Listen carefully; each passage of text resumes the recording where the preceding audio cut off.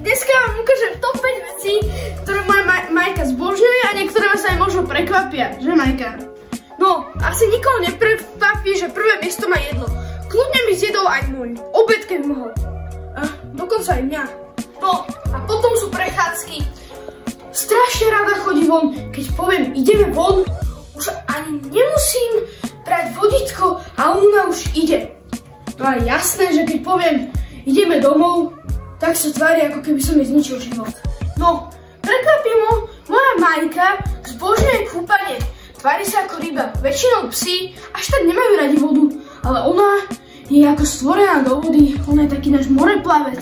No a ešte pláva úplne ako človek. Ona, neviem, jak sa to naučila, ale asi chodila na školu plávania. Mňa. No, tak mňa má rada. No, aspoň dúfam. Aj keď idem na záchod? No, a keď jej poviem, že nech mi dá kúsok súkromia, tak sa tvári, ako keby som bol nejaké monštrum.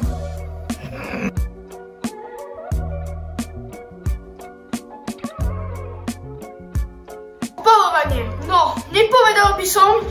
Vždy sa ju snažím otiahnuť do tieňa, ona sa opaluje a dýchči tam. A keď ju dočiahneme do tieňa, sa presunie. Niekedy mi pripomína skôr nejakú opalovaciu mačku, ale no, čo vám poviem, je to nejaký teplokrvný živočích. Dovidenia na budúce!